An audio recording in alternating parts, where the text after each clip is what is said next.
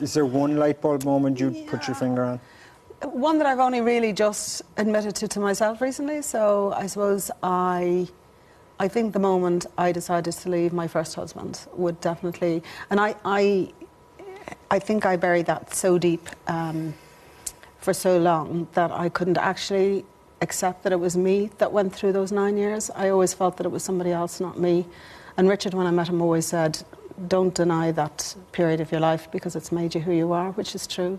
Was it 9 years of abuse? I met him when I was 23 and I left when I was 32. And he slammed my head against the car before we were ever married. I'm trying to work now with young women because I think if somebody told me then, when he hits you the first time, he'll never stop. And I believed he loved me. It's just a naive, young, I was fresh out of nursing. I thought anybody who does the things he does for me, in terms of, you know, he was taking me on holidays and looking after me and professing his love for me, that was just an aberration. He just slapped me once and he'd never do it again. And I think I'm ashamed, you talked about it, Mary, earlier, that I can't even accept that I was the kind of person, I feel like I'm a doormat that I stayed with him. And it's taken me so long in my life to accept that I'm not. Like, I'm getting upset because I don't ever talk about it. And he beat me up really badly once. And I think back, why this was not, that should have been my light bulb moment. That should have been it, when he broke my ribs and my face. And I should have said enough. But it took me another 6 months. And in fact, it was only because my mum and dad were with me.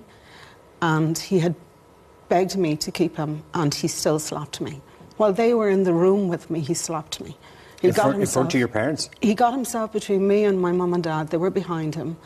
And when he walked away, my dad says, your face is all red, because he just slapped me across the face.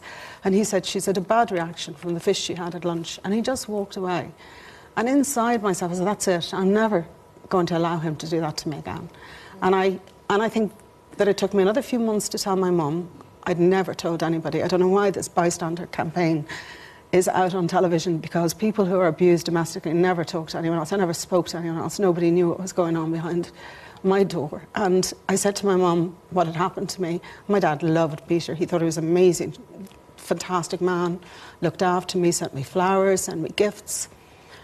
And I knew that when I told my mum, I'd never be able to stay with him, because once you tell your mum something like that, I went back to London. It took me 4 days. On the Friday morning, I got up at 4 o'clock. I packed a small bag. We were in a beautiful house, and I woke him up and I said, I'm leaving you. And he started to laugh and he said, come on, you're joking. And I said, no, I've had enough. I tried to leave him so many times. He'd throw my clothes out the window.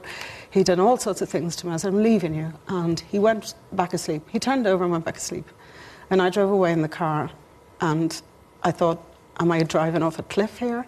What am I doing? I've left behind everything that I've known in my life for 9 years, my house, everything, and all I had was a small bag. I went into work. I couldn't let anybody know what was happening in my life, and I went to Heathrow to stay that night. Now, if you live in London, I can't tell you how extraordinary it is to drive to Heathrow and to stay in the Ibis for £49, as it was at the time, and to be amongst strangers and families who were all going on holiday and who were all bonding together. And you're sitting there in a bare room, listening to all the noise and clatter outside. And at home, I could have at any time got up and driven home, and he would have said, it was a joke this morning, wasn't it? You didn't mean that you were going to leave me.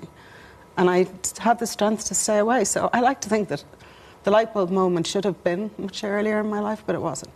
And even now, I say, people say, why did you stay? The more important thing for me is, how did I leave? Because all the women who contact me and that I talk to, I'd love to get them all in the room and say, let's find out how we left. That's the most important thing. And Norah, you went on then and you conquered the boardroom, you conquered publishing, you conquered media. Maybe I wouldn't have done it, Brendan. Yeah.